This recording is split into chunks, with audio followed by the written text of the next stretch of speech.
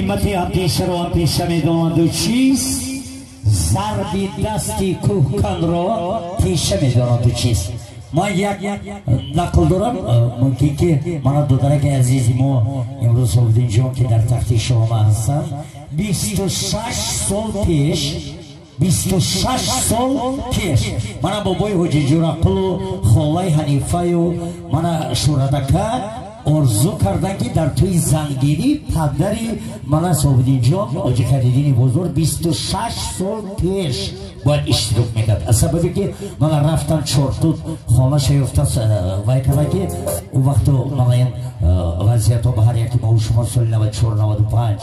معلوم بود در شهر خوجا بودن در سفری هنری بودن خلاص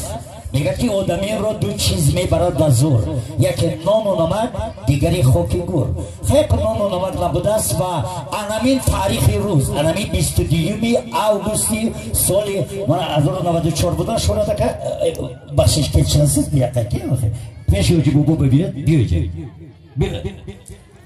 من این تاریخ الان 22 اوگوست و 26 سال پیش من این تقدیر رو نصیب ببینید من آمدم اگرم من بابای حاجی جورقل و همه آرزو و امید خالای حنیفه خلاص امروز همه خلعت کردن وعده کردن مخلص که بودن گفتن نصیب باشد خدا در توی فرزندم من همه نمرا زنده باشم من امروز بابای حاجی جورقل هم هستن خالای حنیفه هم هستن من شوردکه اینجا با من داماد و عروس مهربان تخت شاهامه بعد یک قرصک میزنیم با افتخاری چنین مخلصانی اشدی حاجی خریدین بزرگ بیا ای حاجی زمزم چشیده بیا که بر مرادی دل رسیده خدا دادی ای برادر بحثی نداریم قدم های تو هست بالای دیده شود روزی که منم بهره گیرم زی فیضی کعبه و از آبی زمزم یک قرصکی چرتکی با افتخاری حاجی خریدین بزرگ خوش آمدید سلامت باشید برنده اکشادا سلامت باشید برنده اکشادا زنده باشید السلام علیکم مهمانان یار و دوستان تمام خیش تباره اکای شورا جان همه شما را به بزم خرسندی در چای ما صاحب جان خوش آمدید گفتن به همه شما سربلندی آرزومند در امان خدای مهربان باشید داماد و عروس با همدیگر پیر شوید در عالم عشق خود جهانگیر شوید 100 ساله شوید و بعد از آن پیر شوید هر سال در این خانه دو سه توی شود مانند خواهر جان و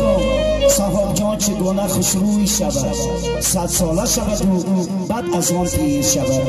از طرفی همسیفا همکارا یار دوستا همسایه خوشمندیم برای بزرگی صاحب جان و شورا جان یک قرصک بردوام چیرتک شود بهترین قرصک ها چونانه که برنده خشدا گفتن این نصیب تقدیر آلا که این روز میسر گردی در توی خودش آمده نتونستیم در توی پسرچش خدمت کنیم بگذار همین خانه هم وقت توی باشه توی بالای توی باشه مرمت داماد از بجای خود بشینیم در اینجا می نگریم مادر جانا اپا جانا خواهر جانا چونان که اکای شورا جان سخن کردن که اولی سرود مادر باشه بیا برای بزرگی مادر جانا برای بزرگی اپا جانا خواهر جانا از تمامی اومدگی خوشمندیم یک قرصکی مادرو نشود زنده باشه ما در خدمت شما سرودای ما پایانداز شما خوش آمدین نور دیده تاج سر ای بندگان خدا